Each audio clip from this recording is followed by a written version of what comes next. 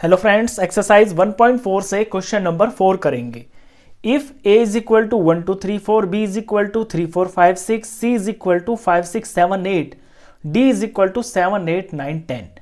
यहाँ पे चार सेट दे रखे हैं आपको a b c d और पूछा है फाइंड। आपको फाइंड करना है।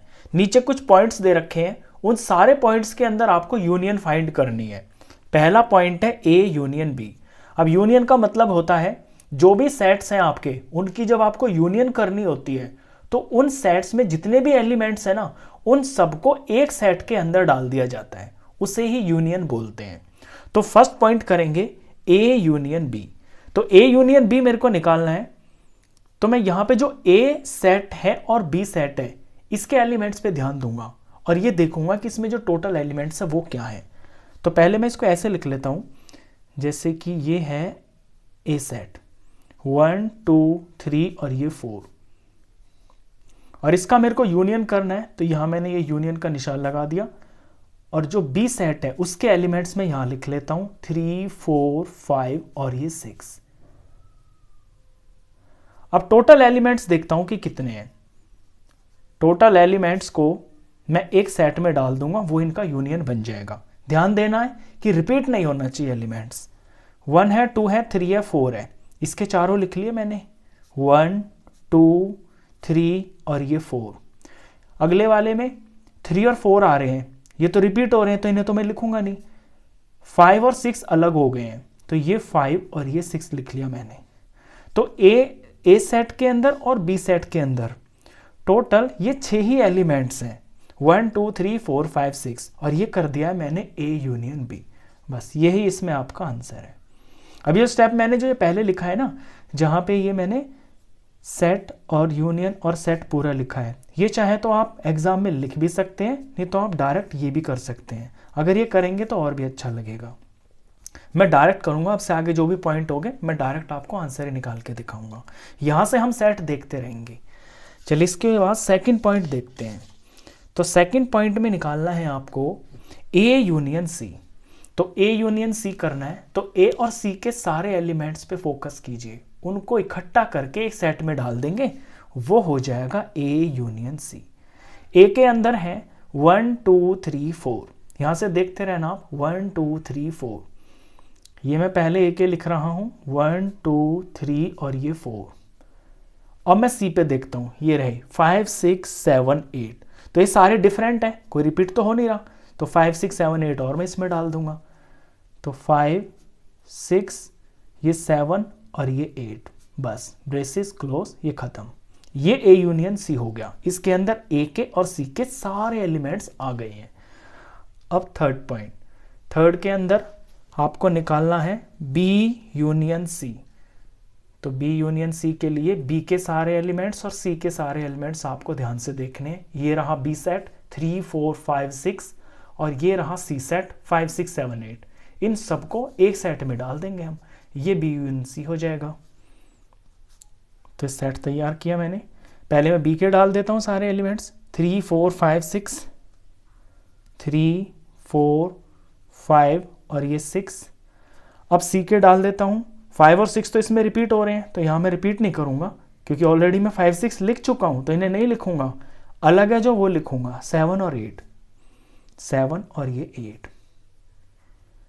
ये हो गया बी यूनियन सी। अब इसके बाद नेक्स्ट जो है ये है बी यूनियन डी। तो बी के और डी के जो एलिमेंट्स हैं उन पे आपको ध्यान देना है।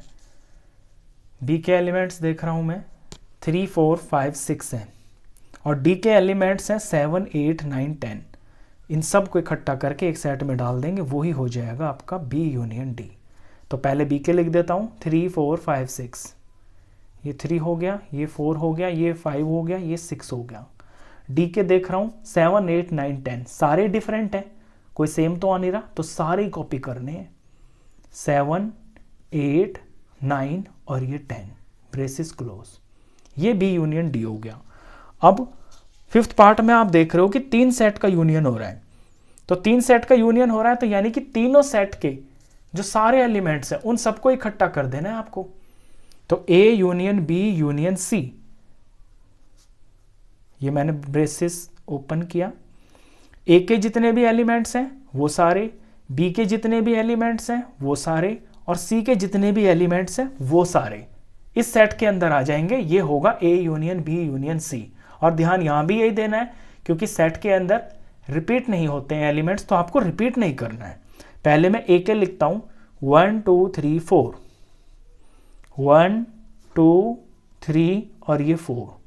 अब मैं बी के लिखता हूँ, तो बी के अंदर यहाँ पे 3 4 आ रहे हैं, वो ऑलरेडी मैं यहाँ लिख चुका हूँ, तो 3 4 को मैं नहीं लिखूंगा, 5 और 6 को लिखूंगा क्योंकि ये डिफरेंट है। 5 और 6 हो गया। अब सी के देखता हूँ, सी में 5 6 आ रहे हैं, मैं ऑलरेडी लिख चुका हूँ इनको, तो 5 6 नहीं लिखूंगा, मैं 7 और 8 को लिखूंगा क्योंकि ये डिफरेंट है। 7 और ये 8, बस इन तीनों सेट का मैंने यूनियन कर दिया। तो इन तीनों सेट के अंदर यही हैं आपके एलिमेंट्स 1 2 3 4 5 6 7 8, इनसे अलग तो कुछ है नहीं, तो ये brace is close. 6th part के अंदर भी यहाँ पे 3 सेट का आपको यूनियन करना है। 3 सेट को देखिए इस बार कौन कौन है, ए है, बी है और डी है। A union B union D. तो ए से शुरू करेंगे पहले, ए बी और ये डी, ये तीनों सेट के एलिमेंट्स लिखने हैं। तो मैं ए के लिखता हूं पहले 1 2 3 4, 1 2 ये 3 और ये 4। अब मैं बी के लिखता हूं, तो बी के हैं 3 4 5 6, तो 3 4 तो मैं लिख चुका हूं ऑलरेडी यहाँ, इन्हें तो मैं लिखूंगा नहीं, 5 और 6 लिखूंगा, ये डिफरेंट है 5 और 6। अब डी के एलिमेंट्स लिखूंगा, तो डी के अंदर 7 8 9 10, ये डिफरेंट है तो ये सारे लिखने हैं, 7 8 9 और ये 10। बस ये तीनों सेट के सारे एलिमेंट्स हो गए, 1 2 3 4 5 6 7 8 9 10। इसके बाद लास्ट पार्ट है। लास्ट पार्ट के अंदर भी 3 सेट का ही यूनियन करना है, और वो यूनियन होगा बी का, सी का और डी का। तो पहले मैं बी के एलिमेंट्स लिख लेता हूं, ये मैंने सेट तैयार किया। बी के एलिमेंट्स हैं 3 4 5 6, 3 4 5 और ये 6। फिर मैं सी के लिखता हूं, सी के हैं 5 6 7 8, और 5 6 तो मैं ऑलरेडी लिख चुका हूं, तो रिपीट तो करूंगा नहीं, इन्हें मैं नहीं लिखूंगा, 7 और 8 लिखूंगा, 7 और 8।